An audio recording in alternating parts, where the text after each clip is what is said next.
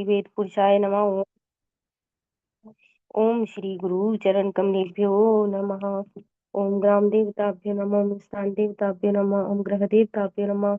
ओम कुल देवताभ्यो नमः। ओम गंगाराम देवताभ्यो नमः। ओम कुल देव्यै नमः।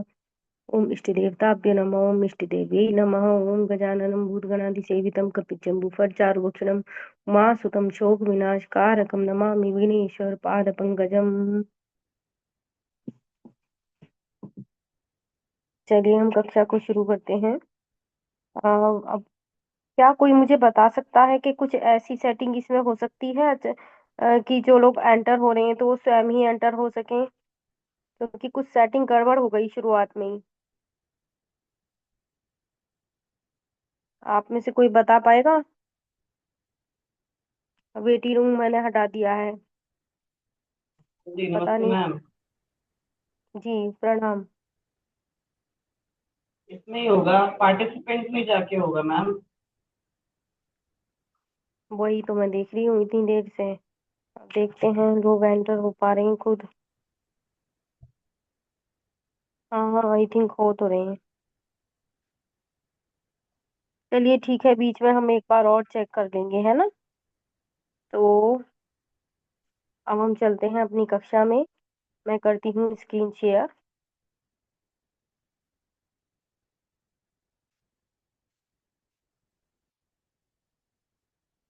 उस दिन हम ग्रहों के बारे में पढ़ रहे थे। हमने पढ़ा था जब ग्रह उच्च राशि में हो, ठीक है, मूल त्रिकोण में हो, यानी पहले पांचवें और नवें भाव में बैठा हो, स्वग्रही हो, अपनी राशि पर बैठा हो, मित्र ग्रही हो, मित्र राशि पर बैठा हो, अथवा अपने नवमांश में उसकी जो पोजीशन है वो अच्छी हो, तो उसे स्थान बल होने का बल मिलता है। वो स्थान बली है, मतलब वो स्थान अपना अच्छा फल देगा, ताकत मतलब अच्छा हो, अच्छी स्थिति में है तो बहुत अच्छा फल देने वाला है, क्योंकि स्वग्रही है, मित्र ग्रही है, मूल त्रिकोण राशि में है, नवमांश में है, तो उसे स्थान बल मिलता है, यानी वो स्थान बलवान हो गया और वो वहां शुभ फल को देगा। बुध एवं व गुरु लग्न में, सूर्य मंगल दशम भाव में।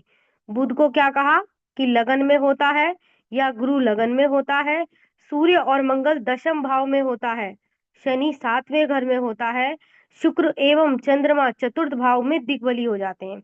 इन्हें वहां उन स्थानों का विशेष बल प्राप्त है।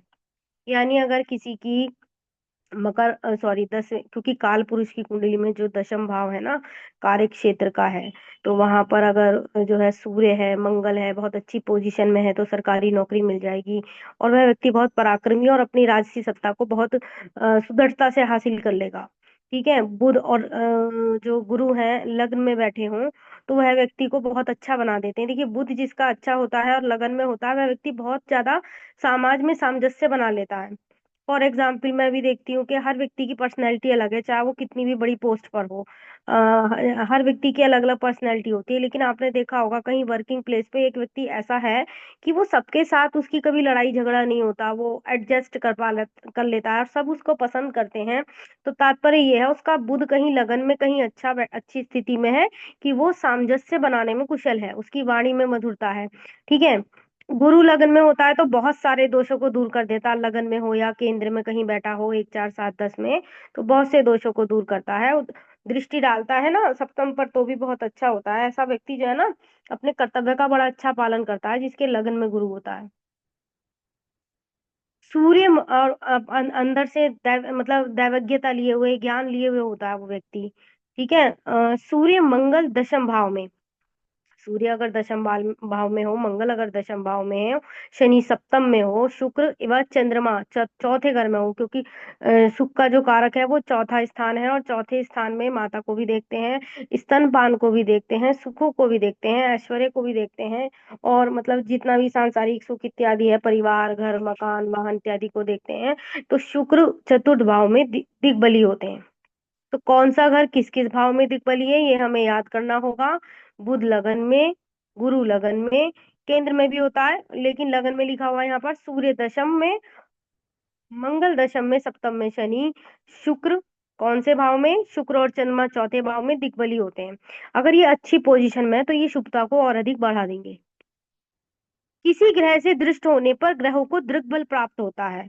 यानी दृष्टि का फल प्राप्त होता है। अगर कई बार ग्रह वहां बैठा हुआ इतना अच्छा फल नहीं दे पाता, क्योंकि अगर वो शत्रु राशि पर हुआ या किसी भी प्रकार अगर उस पे शुभ दृष्टि चली जाती है, तो यहाँ पर क्या है, दृक बल प्राप्त होता है, मतलब दृष्टि से उसे बल प्राप्त हो जाता है। ठीक है, शुभ ग्रहों की दृष्टि हो तो दृक बली ग्रह अपने शुभ प्रभावों को बढ़ा देता है। पाप ग्रह की दृष्टि हो तो वह अशुभ फलों की वृद्धि कर देता है। ये फलित में ये चीजें हम प्रयोग करते हैं ना, कि दृष्टि आ रही है, किस किस की दृष्टि जा रही है, नवमांश देखें तो, लगन देखें तो, चलित देखें तो हम देखते हैं किस किस ग्रह की जो है दृष्टि जा रही है सप्तम।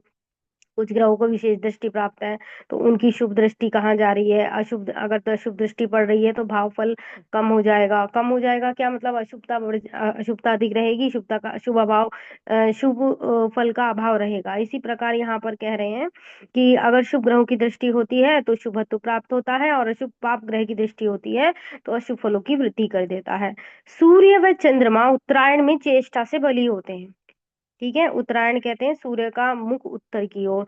अब जब सूर्य का मुख उत्तर की ओर है और चंद्रमा पे भी दृष्टि आएगी, तो क्योंकि चंद्रमा खुद सूर्य के प्रकाश से दैदीप्यमान हो रहा है, तो चंद्रमा और सूर्य दोनों चेष्टा से बली हो जाते हैं, स्वभाव से बली हो जाते हैं जब उत्तरायण चलता है। मंगल बुध गुरु शुक्र शनि वक्री रहने पर, चंद्रमा के साथ रहने पर चेष्टा से बली हो जाते हैं। मतलब अगर मानो गोचर में चल रहा है कुछ के मंगल बुध गुरु शुक्र शनि इत्यादि वक्री हो रहे हैं, ठीक है, या चंद्रमा के साथ रह रहे हैं, तो चेष्टा से बली हो जाते हैं। वक्री होने पर ये सभी ग्रह कैसे हो जाते हैं, बली हो जाते हैं, चेष्टा से स्वभाव से बली हो जाते हैं। और चंद्रमा के साथ रहने पर तो और अधिक प्रभाव बढ़ जाता है। ठीक है, अधिक रश्मि वाले, अधिक रश्मि वाले से मतलब सूर्य से मतलब हो गया, चंद्र से मतलब हो गया, शुक्र भी जो है टिमटिमाता हुआ तारा है, पृथ्वी से दिखता है, मंगल भी कई बार दिखाई देता है। तो लेकिन अधिक रश्मि में हम उसी को गिनेंगे जिसका पृथ्वी पर प्रकाश आ रहा है और हम उसको देख पाते हैं, जिसमें सूर्य सबसे आगे है। वे ग्रह तथा ग्रह युद्ध में उत्तर शर वाले ग्रह भी चेष्टा से बली होती हैं।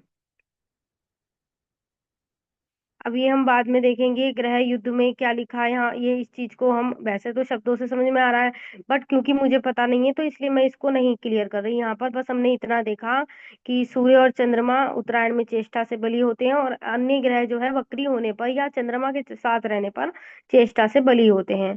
इसके अलावा हम पढ़ते हैं चंद्रमा मंगल शनि रात्रि में, चंद्रमा मंगल शनि रात्रि में बली होते हैं। अब जैसे जो मंगल प्रधान व्यक्ति है या जो शनि प्रधान व्यक्ति है, जो चंद्रमा प्रधान व्यक्ति है, ये लोग ज्यादातर रात्रि में जगते हैं। आपने देखा होगा ना, मानो घर में चार बहन भाई हैं, एक तो जो है रात में सारे काम करता है, एक सुबह को सारे काम करता है। तो जो रात में सारे काम करता है, कहीं उसका शनि शुक्र मंगल या चंद्रमा बली होगा। मतलब शुक्र भी इसलिए मैंने बोला, शुक्र वैसे अगर वो नकारात्मक है तो रात्रि में बली हो जाएगा, अगर सकारात्मक है तो दिन में ही रहेगा। ठीक है, लेकिन फिलहाल यहाँ जो बात कही गई है, चंद्रमा मंगल और शनि की, ये रात्रि में बली होते हैं। सूर्य गुरु शुक्र दिन में बली होते हैं, तथा बुध दोनों ही समय काल बली होते हैं, समय से बली होते हैं, मतलब दोनों ही समय इनका प्रभाव रहता है। यह एक नियम यह भी है कि कृष्ण पक्ष में पाप ग्रहों को और शुक्ल पक्ष में शुभ ग्रहों को काल बल मिलता है। जैसे प्रतिभा तिथि को वैसे बेकार मानते हैं, लेकिन जैसे होता है ना, चैत्र नवमात्र की शुक्ल पक्ष की प्रतिपदा तिथि बहुत अच्छी मानी जाती है। ठीक है, तो प्रतिपदा तिथि भी कहीं कहीं बहुत शुभ देती है। और एक चीज और मुझे ध्यान आ रही है, जैसे हम कभी कल पढ़ रहे थे, कल हमने एक मैसेज किया था जिसमें अस्त होने की चर्चा की थी, उसकी वो आज की कक्षा में हम पढ़ाएंगे। मध्य में मैं रोक करके एक चीज कहना चाह रही थी, या लास्ट में आपको बता दूंगी।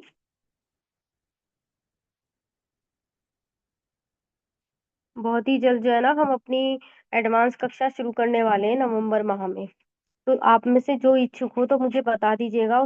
एडवांस कक्षा में हम आपको पाराशरी के महत्वपूर्ण सूत्र, जिससे आधे ज्योतिषी तो आप वैसे ही बन जाएंगे। दूसरा, हम उसमें आपको प्रिडिक्शन सिखाएंगे। तीसरा, नवमांश इत्यादि भी सिखाएंगे, मतलब जो चीजें प्रिडिक्शन के लिए बहुत जरूरी है वो सिखाएंगे।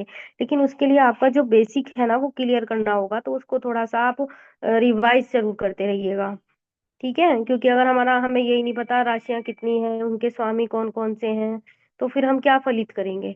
हमें दृष्टियां याद नहीं है, हमें भावों के बारे में नहीं पता, तो हम कैसे, या हमें ग्रहों के बारे में नहीं पता, अभी मैं आपको आगे की कक्षाओं में बिफोर अपना एडवांस कोर्स शुरू करने से पहले एक एक ग्रह के बारे में विस्तार से बताऊंगी।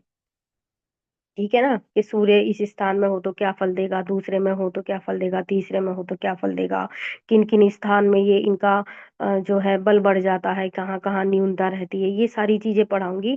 और जब मुझे मतलब नवंबर से दिसंबर के बीच में जो हमारा एडवांस कोर्स शुरू होगा वो सशुल्क होगा। ठीक है, उसमें आपको एक तो पाराशरी पढ़ाई जाएगी जो मैं पढ़ाऊंगी, मोनिका राणा जी आपको पढ़ाएंगी कैसे प्रिडिक्शन करते हैं, प्रेडिक्शन के लिए हम कैसे किस प्रकार से जो है कैसे हम करना शुरू करें, वो चीजें वो आपको पढ़ाएंगी। और नवमांश के लिए हमारे एक आचार्य जी होंगे, वो आपको पढ़ाएंगे। ठीक है, तो इस प्रकार से हम क्रमबद्ध तरीके से मानो मैंने पाराशरी पढ़ा दी, फिर वो प्रोडिक्शन करना सिखा रही हैं, और फिर आगे हम नवमांश पे चले, या और भी जो कठिनता की ओर हम बढ़ेंगे, तो जिसको करना हो वो प्लीज मुझे पर्सनली मैसेज कर दीजिएगा। ठीक है, वो सशुल्क रहेगा, उसकी सूचना मैं अभी सितंबर माह के पश्चात डाल दूंगी। लेकिन अपना बेसिक क्लियर कीजिए, क्योंकि कुछ लोग ऐसे भी जुड़े हैं जिनका ऑलरेडी बेसिक क्लियर है, हो सकता है वो कक्षा में ना आते हो लेकिन वो एडवांस कोर्स चाहते हैं। कुछ ऐसे हैं जिनका बेसिक ही क्लियर नहीं है, वो चाहते हैं शुरू से पढ़ाएं। तो थोड़ा सा अपने आप में थोड़ा सा जो भी पढ़ाते हुए आप जा रहे हैं उसको समझते चले। तो हम आगे चलते हैं यहाँ पर। चंद्रमा मंगल शनि रात्रि में, सूर्य गुरु शुक्र दिन में, बुध दोनों समय काल बली होते हैं। और यह नियम है कि कृष्ण पक्ष में पाप ग्रहों को और शुक्ल पक्ष में शुभ ग्रहों को काल बल प्राप्त होता है। यानी कोई भी शुभ काम हम शुक्ल पक्ष में करते हैं तो वो अधिक लाभकारी रहता है, क्योंकि उसमें शुभ ग्रहों की जो शक्तियां हैं या कहते हैं वायुमंडल में वो सक्रिय रहता है, तो उसकी जो सकारात्मक ऊर्जा हमें प्राप्त हो पाती है। हम आगे बढ़ते हैं। अपने वर्ष मास वार अथवा होरा में भी ग्रहों को काल बल मिलता है, समय बल मिलता है। मैंने बताया था ना, बृहस्पति का काम कर रहे हैं आप, कोई पढ़ाई लिखाई का काम कर रहे हैं, बृहस्पति की होरा में करें। बृहस्पतिवार की पूजा कर रहे हैं, सत्यनारायण की पूजा कर रहे हैं, बृहस्पति की होरा में करें। विष्णु सहस्त्र नाम का पाठ करें, बृहस्पति की होरा में करें। कोई हिसाब किताब का काम कर रहे हैं, बुध की होरा में करें। संगीत का काम करें, बुध की होरा में करें। वो होरा एक टाइम पीरियड है कि इस समय बुध सक्रिय है, उसकी सकारात्मक ऊर्जा आपको मिल जाएगी, काल से बली होते हैं। तो ये इस प्रकार हम उसमें देखते हैं। अच्छा, कुछ ग्रह अपने वर्ष में बली होते हैं, जैसे पीछे शनि गया, अब मंगल चल रहा है। ठीक है, मास में भी बली होते हैं। मास में अभी आपको बताऊं, अगस्त के एंड में मतलब 25 अगस्त हो गया, और सितंबर मतलब सितंबर के मध्य तक जब ये सूर्य ग्रहण पड़ेगा और चंद्र ग्रहण पड़ेगा। चंद्र ग्रहण तो खैर आई थिंक 21 सितंबर को है शायद, नहीं नहीं, 21 सितंबर को सूर्य ग्रहण है, 7 को चंद्र ग्रहण है। तो उस टाइम पीरियड में जो लोग वास्तव में ज्योतिष बनने की ओर अग्रसर हैं उनमें ट्रांसफॉर्मेशन होगा, उन्हें चीजें समझ में आने लगेंगी, वो उसमें गहराई में उतरेंगे। और ये समझ लो कि वो ज्योतिष जिसके लिए आप अपनी इच्छा शक्ति से जुड़े हैं वो घटित होगा। अब ये किसके साथ घटित हो सकता है, ज्यादातर वो सिंह राशि के जातक हो सकते हैं, या कहीं किसी की केतु सूर्य का अंतर आ रहा है, गोचर में कहीं सूर्य और केतु आ रहे हैं। ठीक है, तो क्योंकि सूर्य ग्रहण की स्थिति बनेगी ना, तो कुछ राशियों पर प्रभाव रहेगा, जैसे सिंह राशि पर रहेगा, या जिसका सिंह लगन है उस पर रहेगा, कुंभ राशि है उस पर रहेगा। किसी का केतु और सूर्य का कुछ गोचर चल रहा है, अंतर दिशाएं या प्रत्यंतर का चल रहा है, तो ऐसे व्यक्ति के अंदर ट्रांसफॉर्मेशन होगा। यानी वो एक चीज से निकलकर एक अलग पर्सनैलिटी की ओर बढ़ जाएगा। ठीक है। अच्छा, ज्योतिष परा विद्या इतनी सहज विद्या नहीं है, ये बहुत कुछ त्याग करा देती है तब ये हासिल हासिल होती है। जैसे कि फॉर एग्जाम्पल आप लोग अपने घर के कामों को छोड़ करके तब आप इसमें जुड़ते हो, उतने टाइम आप अपने आप को वो उस चीज को त्यागना पड़ता है, तब ये हासिल होता है। तो एक ट्रांसफॉर्मेशन का टाइम चल रहा है, और जो इसमें थोड़ा सा साधना में उतरेगा, ध्यान करेगा, मेडिटेशन करेगा, तो वो जल्दी एक्टिव हो जाएगा। तो देखना आपके अंदर भी परिवर्तन आएगा। आगे बढ़ते हैं। शनि मंगल बुध गुरु शुक्र चंद्रमा सूर्य क्रमशः उत्तरोत्तर अधिक निसर्ग बली होते हैं। ये तो प्रकृति से वैसे ही बली होते हैं। शनि भी, मंगल भी, बुध भी, गुरु भी, शुक्र भी, चंद्रमा और सूर्य क्रमशः उत्तरोत्तर निसर्ग बली होते हैं, मतलब स्वभाव है इनका कि ये बली हैं, जहां बैठ जाएंगे अपना फल देंगे। ठीक है। जैसे कि कहते हैं ना, चंद्रमा है कहीं किसी भी स्थान पे बैठा, दृष्टि का तो फल रहेगा ही, लेकिन जो जहाँ वो बैठेगा वो अपना कुछ ना कुछ फल देगा, जैसे गुरु अपना ज्ञान दे देगा। ठीक है। अब जैसे मानो, मैंने फॉर एग्जाम्पल देती हूँ, मानो पंचम भाव में कन्या राशि है, वहां पर मंगल और शनि दोनों बैठे हुए हैं। एक तो बुध की राशि हो गई, मंगल भी विराजमान है, शनि साथ में बैठ गए, अंगारक दोष बन गया है। लेकिन मंगल की जब दशा आएगी, बेशक हानि कर दे, पर वो आपको कुछ ऐसा देगी, जैसे कि आपको तंत्र से जोड़ देगी, आपको ज्योतिष से जोड़ देगी। आप उन चीजों के जो गलतियां हुई हैं उनके बारे में सोचेंगे, कैसे हुई, क्या हुई, और उसमें सुधार करेंगे। ठीक है। और आपकी एक इस तरह की जो अकल्ट साइंस है, या कुछ कहते हैं ना डिफरेंट जो एजुकेशन है, उसके प्रति आपकी इच्छा बढ़ जाएगी। अब जैसे मुझे मुझे भी बहुत से लोग कहते हैं आपका गणित अच्छा होगा, लेकिन मैं सच बताऊं, मैं गणित में बिल्कुल जीरो हूँ। लेकिन हाँ, इतना है कि अगर मैं किसी चीज को, वैसे मेरा माइंड बहुत शार्प है, चीजों को बहुत जल्दी लर्न कर लेती हूँ, चीजों को बहुत जल्दी गेन कर लेती हूँ, और अब इतनी एज होने के बाद भी मेरे को मन करता है कि मैं सारे काम धाम छोड़ दूं और बैठकर पढूं। मतलब मुझे पढ़ने के प्रति एक पैशन है, एक वो है। तो ऐसा क्यों होता है, कहीं हमारे पंचम भाव में ऐसी स्थिति बनी हुई है कि हम जो है मतलब विद्या के प्रति हम रुचि लेते हैं, क्योंकि पंचम भाव हमारी विद्या का भी है। ठीक है। जबकि वहां पर मंगल भी बैठा है, या कोई और कुल ग्रह की दृष्टि भी हो सकती है, लेकिन अगर वहां पर एक भी शुभ ग्रह बैठ गया, या शुभ से मतलब नहीं है, मतलब ये है कि वहां जो भी ग्रह बैठेगा वो शुभता और अशुभता दोनों देगा। यहाँ पर ये कहा है कि शनि मंगल बुध गुरु शुक्र चंद्रमा सूर्य क्रम से उत्तरोत्तर अधिक निसर्ग बली होते हैं, यानी प्रकृति से बली होते हैं। इनका स्वभाव है कि जहाँ बैठेंगे वो अपनी स्थिति का फल प्रदान करेंगे, चाहे थोड़ा करें या शुभ करें, अशुभ तो है ही अगर वो गलत स्थिति में बैठे हैं, लेकिन वो कुछ और भी देंगे साथ में। ठीक है। सूर्य के समीप आगे पीछे साथ आने वाले ग्रह अस्त हो जाते हैं। जैसे उस दिन बताया था ना, इसमें वैसे बता देते हैं कि अस्त ग्रह क्या है। जैसे चंद्रमा है 12 डिग्री पर अस्त है, मंगल 17 डिग्री पर। ठीक है। बुध 13 पर, गुरु 11 पर, शुक्र 9 डिग्री, और शनि 5 डिग्री पर अस्त है। तो सूर्य के समीप आगे पीछे साथ वाले जो ग्रह हैं वो अस्त हो जाते हैं।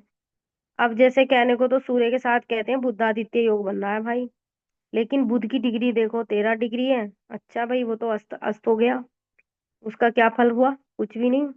ठीक है। या शुक्र निकट आ गया सूर्य के, तो बहुत ही बुरा, यानी उस व्यक्ति के वीर्य की हानि है, उसकी जो काम ऊर्जा है उसकी हानि हो गई। तो ऐसे व्यक्ति को विवाह करते समय थोड़ा मतलब क्या है कि वो विवाह के इच्छुक ही नहीं होगा व्यक्ति। ठीक है। तो शुक्र का अस्त होना तो बहुत ही बुरा है कि भाई वो सांसारिक ग्रस्त जीवन के मतलब का ही नहीं है। ठीक है। तो ऐसे अन्य ग्रहों का भी आप देख सकते हैं। सूर्य के अंत अगर उसकी डिग्री कम है और सूर्य के निकट है, आगे है, पीछे है, साथ में है, तो वह अस्त हो जाएगा। और वो किस किस अंश मतलब कितने अंश पर, 12 डिग्री पर, 17 डिग्री पर, 13। ठीक है। इस प्रकार से यहाँ लिखा हुआ है। आगे चलते हैं। सभी ग्रहों के अस्त कालांशों का ज्ञान उपयुक्त सारणी में दिया गया है। ठीक है। जैसे मंगल यदि सूर्य को 17 अंश आगे या पीछे हो, अंश है यहाँ पर, डिग्री नहीं ना कहकर हम अंश कहेंगे, अंशमान होता है। देखिए जो गणित हम जो पंचांग पढ़ाया जाता है ना, उसमें समय का भी सूक्ष्म से सूक्ष्म अध्ययन किया जाता है। जैसे हम संस्कृत पढ़ते हैं ना, तो प्रत्येक वर्ण का सूक्ष्म से सूक्ष्म अध्ययन किया जाना, उसको सूक्ष्म रूप से जाना जाता है। जैसे राम शब्द है तो कैसे बना, तो जैसे हम मैथमेटिक्स में पढ़ते हैं, कोई हमें सवाल दे दिया गया, चाहे दो चार अक्षरों का सवाल था, लेकिन उसको कैलकुलेशन करने में हमें 2 पेज खत्म हो गए। ऐसे ही राम शब्द कैसे बना उसको भी कैलकुलेट किया जाता है, और उसमें भी 2-3 पेज लग जाते हैं। जो यहाँ संस्कृत के विद्यार्थी होंगे उन्हें पता होगा, उन्होंने व्याकरण पढ़ा है। लेकिन जब हमें वो सिखाया जाता है पंचांग गणित, तो उसमें घंटा घटी पल जोड़ घटाना ये सब कर करके ना, बहुत अंशात्मक ज्ञान भी उसका अध्ययन किया जाता है। तो यहाँ यही बताया गया है, यहाँ पर ये बताया है कि सभी उपयुक्त अस्त ग्रहों का कालांशों का ज्ञान उपयुक्त सारणी में गया है, किया जा सकता है। जैसे मंगल यदि सूर्य से 17 अंश आगे पीछे हो तो अस्त हो जाता है, मंगल भी अस्त हो जाता है सूर्य के प्रभाव से।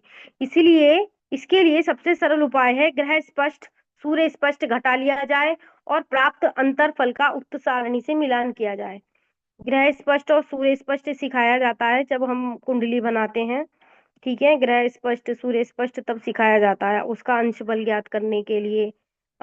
ठीक है, तो वो तो एक जब कब हमारी पंचांग की कक्षा चलेगी तो बकायदा कोई पंचांगार जुड़ करके आपको वो गणित पढ़ाएंगे। ठीक है, मतलब सिर्फ ये बेसिक फलिक ज्योतिष की जो कक्षाएं हैं जिसमें हम बेसिक पढ़ा रहे हैं वो निशुल्क रहेंगी, और जो आगे की कक्षा होंगी, अगर कोई सीखना चाहता है कुंडली बनाना, पंचांग सीखना, या आगे की मतलब जो एडवांस कोर्सेज हैं वो सशुल्क होंगे। तो जिसमें मानो विद्वान आपको जुड़ करके क्या पढ़ाएंगे, ये घटी पल को घटाना, जोड़ना, सूर्य स्पष्ट, चंद्र स्पष्ट, ग्रह स्पष्ट। ग्रह स्पष्ट से मतलब है कि जब आपका जन्म हुआ होगा तो वहां उस समय वो ग्रह किस पोजीशन में होगा, फिर उसका भी जो है कैलकुलेशन करते हैं। ग्रहों को राशियों पर बिठाते हैं, कितने अंश पर था वो, ठीक है, कितनी डिग्री पर था, इस तरह से करके वो सिखाते हैं।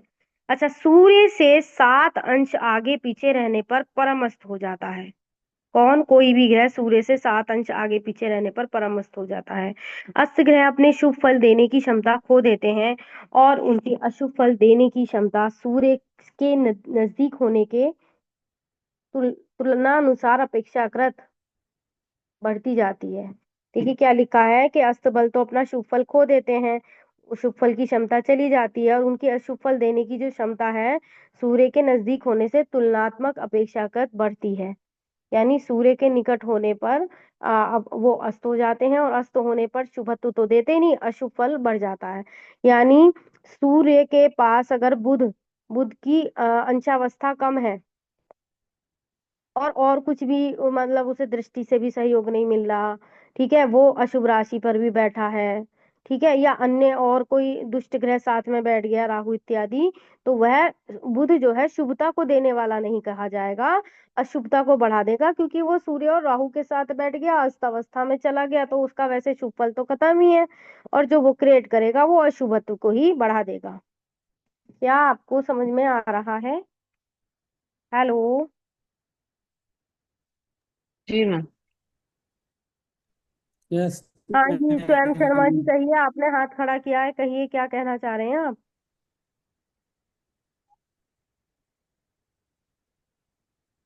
आपने अनावश्यक हाथ खड़ा किया हुआ है। चलिए हम आपका हाथ नीचे कर देते हैं, हम चलते हैं अपनी कक्षा में।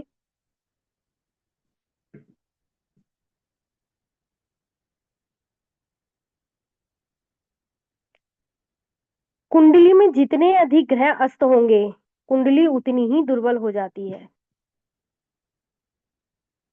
कई बार तो ऐसी कुंडलियां आती हैं जिसमें कई ग्रह अस्त अवस्था में पड़े होते हैं, अशुभ भाव में पड़े होते हैं, अशुभ प्लैनेट की जो है क्या कहते हैं, अशुभ प्लैनेट्स के साथ जो है युति बनाए होते हैं, या उनके बीच में आकर के कहीं पीड़ित हो जाते हैं, या कई बार 6 8 12 के स्वामी शुभ भावों में जाके बैठ गए और शुभ भावों के स्वामी 6 8 12 में बैठ गए। फॉर एग्जाम्पल, छठे का स्वामी लगन में जाके बैठ गया और लगन का स्वामी छठे में आके बैठ गया। ठीक है, ऐसी स्थिति में क्या होता है, व्यक्ति छठे घर से संबंधित कुछ ना कुछ हाँ मतलब ऐसा कहो कि अपराध भी कर लेगा और बाकायदा सबूतों को छिपा लेगा, पकड़ में भी नहीं आएगा। तो बहुत सारी स्थितियां हम जब जन्मपत्री अध्ययन करते हैं और अभ्यास करते हैं तो हम धीरे धीरे इस प्रकार की चीजों को सीखते हैं। जैसे गुरु जीव कारक ग्रह है, जीव कारक इसलिए कहा गया है कि वो जीवात्मा मतलब जीव कारक ग्रह है, जीव है, ठीक है, और वो जाकर बैठ गया पराक्रम भाव में। तो जीव कारक ग्रह का पराक्रम भाव में बैठना अच्छा नहीं है, चाहे वो कुंडली महिला की हो या वो कुंडली पुरुष की हो। यानी तात्पर्य ये है कि गुरु बहुत चीजों का कारकतुल्य है, उसकी दृष्टियां काम करती हैं, और गुरु जो कि खुद चेतना है, जीवन है, वो जाकर के कहाँ बैठ गया, पराक्रम। यानी व्यक्ति जीने के लिए संघर्ष कर रहा है, प्रयास कर रहा है, मैं किसी तरह जीऊं, तो वो लड़ रहा है समाज से, परिवार से, क्या कहते हैं, प्रोफेशनली कहीं काम कर रहा है तो वहां भी लड़ रहा है, क्योंकि हर व्यक्ति अपना जीवन जीने के लिए स्वतंत्र नहीं है, उसे अपना घर परिवार चलाने के लिए काम करना पड़ता है, और वो वहां भी निरंतर संघर्ष करता है। तो वो संघर्ष अवस्था हमें पता चल जाती है, चाहे वो बेशक उच्च अवस्था में हो, शुभ अवस्था में हो, लेकिन वो जीव कारक ग्रह पराक्रम भाव में जाकर बैठ गया तो वह व्यक्ति संघर्ष को, हालांकि वो सप्तम पत्नी के लिए अच्छा होगा, पांचवी दृष्टि जा रही है उसके मतलब जाया स्थान पर, तो वो स्त्री के लिए तो शुभ फल देगा, लेकिन वो खुद के लिए बहुत संघर्ष कर रहा है। ठीक है, तो इस तरह से हम बहुत सारी चीजें तो सूत्रों के माध्यम से याद कर लेते हैं, और हम धीरे धीरे कक्षाओं में जानेंगे। और एक मैंने आपको बताया भी था, एक पुस्तक थी मेरे पास, अ, ज्योतिष के मूलभूत सिद्धांत, उसी में काफी कुछ दे रखा है, मतलब उसमें तो सारा बेसिक चीजें दे दी हैं। उसके बाद फल दीपिका पढ़ लीजिए आप, ठीक है, पराशरी पढ़ लीजिए, तो तब आपको चीजें जो है, मतलब आप समझ लीजिए आप। लेकिन इसमें अंतहीन यात्रा है ये, क्योंकि हमें क्या होता है, मानो हमने कुछ सीख भी लिया, फिर हम कहीं और कुछ सुनेंगे, अरे हमें ये तो आता ही नहीं भाई, हम कैसे करें, हम कैसे करें। ठीक है ना। तो वैसे तो ये एक अंतहीन यात्रा है, लेकिन जो हमारा एडवांस कोर्स जो सेकंड द्वितीय सोपान होगा, उसमें आपको इतना तो आ जाएगा कि आप थोड़ा किसी हद तक जो है थोड़ा सीख जाएंगे। वैसे तो पढ़ने के लिए बहुत सारी चीजें हैं, तो हम आगे बढ़ते हैं। कुंडली में जितने अधिक ग्रह अस्त होंगे, कुंडली कुंडली उतनी ही दुर्बल हो जाती है। अच्छा, कई बार क्या होता है, लगन में भी वही स्थिति दिख रही है। लगन क्या है, जब आपका जन्म हुआ, प्लेनेट उस स्थान पर कैसे बैठे थे, तो वो दिखाता है लगन चार्ट। लगन वो जो है लगन चार्ट, ठीक है। और लगन आपके व्यक्तित्व को भी दिखाता है। चंद्रमा से हम क्या देखते हैं, उसका मन देखते हैं। सूर्य से हम क्या देखते हैं, कैसी उसकी आत्मा है। शनि से हम उसका कर्म देखते हैं, ठीक है। और केतु से हम उसके पूर्व जन्म का बचे हुए कर्म देखते हैं, ठीक है। अब हम क्या कर रहे हैं, मानो हम देखिए, सूर्य राहु और केतु में बहुत सिखाते हैं, राहु केतु शनि। क्यों सिखाते हैं, राहु आपको वो करेगा, उकसाएगा गलत काम करने के लिए। लेकिन अब आप अपने धर्म बल को बढ़ाइए, आप अपने कर्तव्य पालन करिए, तो राहु आपका पीछा छोड़ देगा। केतु क्या करेगा, केतु भी आपको मतलब अंदर से ऐसे कर्म करने के लिए कहेगा जो कि किसी के सामने प्रत्यक्ष रूप में नहीं कर सकते। जैसे कि आपने चोरी से किसी कुछ चीज ले ली, किसी ने देखा नहीं, आपने सोचा कि अरे किसी ने नहीं देखा, ठीक है। लेकिन क्या है कि वो सब राहु है, केतु है, शनि हमारी परीक्षा लेते हैं कि हमारे कर्म हम्म। कैसे हैं, हम अपने धर्म बल को बढ़ा पा रहे हैं कि नहीं। तो ये चीजें हम उसमें पढ़ते हैं, लगन से ही पता चल जाता। अच्छा, लगन में भी, और अगर फिर हम चलित को देखें, चलित से मतलब एक्चुअल में प्लेनेट कैसे घूम रहे हैं। ये कौन महोदय हैं? हाँ जी, बोलिए। मैडम ये बताइए कि सूर्योदय साधन कैसे करते हैं। सूर्योदय साधन? हाँ, जैसे मान लीजिए पंचांग कहीं का भी हो और कुंडली कहीं का बनाना हो, तो सूर्योदय को कैसे साधन करेंगे। देखिए, ये तो जो है ना, जो पंचांगकार होते हैं ना, जब वो कुंडली बनाना सिखाते हैं, तो वो उसमें सिखाते हैं। हम्म। मैं यहाँ पर फलित पढ़ा रही हूँ, मैं गणित नहीं पढ़ा रही महोदय। अच्छा। ठीक है ना, मैं चलिए गणित ठीक। हाँ जी, मैं गणित नहीं पढ़ा रही हूँ, और ना ही मैं गणित की इतनी जानकार हूँ। आपको ऐसे लोग मिलेंगे जो गणित अच्छा कर लेते हैं, फलित नहीं आता। कुछ लोग ऐसे हैं, फलित को ठीक कर लेते हैं, गणित नहीं आता। तो मैं तो विशेषतः फलित में ही रुचि लेती हूँ, और फलित ही करा रही हूँ। हाँ, मैं ये नहीं कहती कि गणित नहीं आना चाहिए, हर चीज की हमें आवश्यकता पड़ती है। जब गणित की जरूरत होगी, हम गणित में फेल हो जाए, तो ये भी बड़ी शर्मनाक बात है। लेकिन यहाँ पर गणित मैं नहीं पढ़ाऊंगी, गणित वही पढ़ाएगा जिसको आता होगा, और उसी को हम जोड़ेंगे यहाँ पर जब पंचांग की हमारी कक्षा चलेगी। क्या हम आगे बढ़ सकते हैं? जी। हाँ जी मैडम। जी, चलिए हम आगे बढ़ते हैं। माता जी, आपने कहा कि जैसे शनि कर्म कराता है, केतु पिछले जन्म का बताता है, तो आप जरा सूर्य का और एक और आपने बोला था चंद्रमा, ये बता पाएंगे क्या है, सूर्य से क्या पता चलेगा। हमारी आत्मा कितनी शुद्ध है, कितनी पवित्र है, ओके। ठीक है। और चंद्रमा हाँ। हमारे मन को बताता है, हमारे मन का कारक है। हम्म। हम मन से, चंद्र कुंडली में हम क्या देखते हैं कि व्यक्ति एक्चुअली सोच क्या रहा है, ठीक है। दशम हम्म। भाव से हम उसके, या शनि से हम उसका कर्म देखेंगे कि व्यक्ति कर्म कर रहा है कि नहीं, ठीक जी है। जी। दशम भाव में विशेषकर ग्रहों की स्थितियों को हम देखेंगे, ठीक है। अगर हमें किसी का कर्म देखना होगा कि वो कर्म कर रहा है कि नहीं, उसका धर्म धर्म बल वो बढ़ा रहा है कि नहीं, या वो अर्जित करके आया है, वो हम नवम से देखेंगे। केतु की स्थिति से हम देखेंगे कि वो व्यक्ति कितना छल कपट रखता है, कितनी मायावी है, कितना रहस्यमयी है, ठीक है। ये हम राहु केतु से देखेंगे। जी जी। जब ठीक है। सूर्य की दशा चले तो आप देखिए, आप सूर्य को अगर सूर्य शुभ है तो आप सूर्य की पूजा करते नजर आएंगे। ठीक है, और नहीं भी तो अगर आप करेंगे ना तो आप देखिए कितना अच्छा फल देने वाला है सूर्य आपको। आप ऑटोमेटिकली सुबह उठेंगे सूर्योदय के समय, आपके सारे काम अच्छे होंगे। और एक बार बस सूर्य को जल देने की जरूरत है। तो ऐसा नहीं है, ग्रह अपनी शुभता अशुभता खुद दिखाते हैं, लेकिन हमने एक चीज और शास्त्र में पढ़ी है कि प्रारब्ध किल भोक्तव्यम शुभम वाप्यत वा शुभम, कि प्रारब्ध तो भोगना पड़ता है और कर्म भी प्रारब्ध के अधीन होकर ही कार्य करता है। अगर प्रारब्ध प्रबल है तो व्यक्ति कर्म नहीं करेगा, लेकिन हमें प्रयास फिर भी रहना चाहिए, अपने आप को जगाते रहना चाहिए, क्योंकि जीवन में जो 6 8 12 भाव हैं ये भी हमें सिखाते हैं कि अब जो है ना, अच्छे कर्म कर लो। देखो तुम रोगी हो गए हो, देखो तुम्हारे शत्रु पनप रहे हैं, देखो ये हो रहा है, देखो वो हो रहा है। तो ये हमारे जो मोक्ष का भाव है, द्वादश भाव, ये हमें सिखाता है कि भाई जो है ये जो ग्रह है ये हमारी परीक्षा लेते हैं।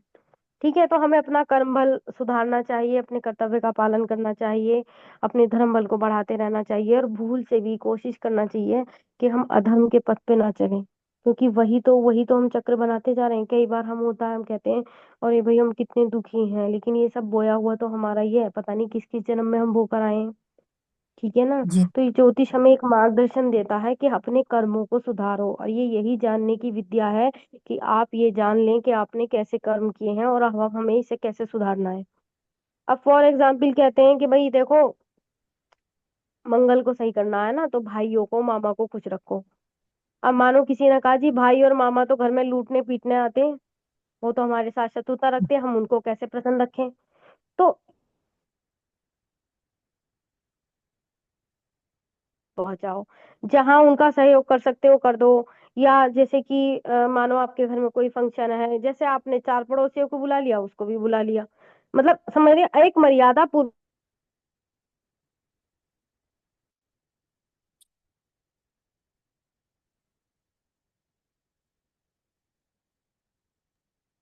आपकी आपकी आवाज आवाज बार नहीं आ बार जा रही है मैडम।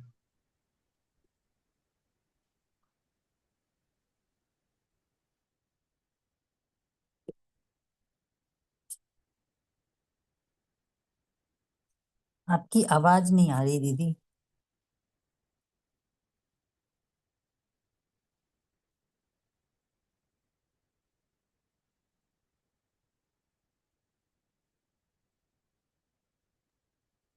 मैम, आपकी आवाज नहीं आ रही है।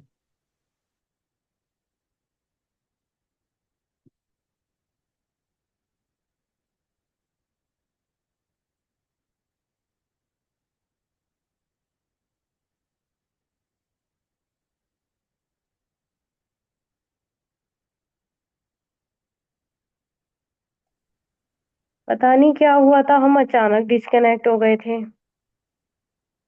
कहाँ गड़बड़ हुई आई डोंट नो। वैसे हमारी कक्षा 2 मिनट बाद समाप्त हो जाएगी। 9 नहीं, हाँ 9:30 तक है। ठीक है, अब मुझे ये बताइए कि आप में से कितने लोग एडवांस कोर्स करना चाहेंगे, रेज योर हैंड।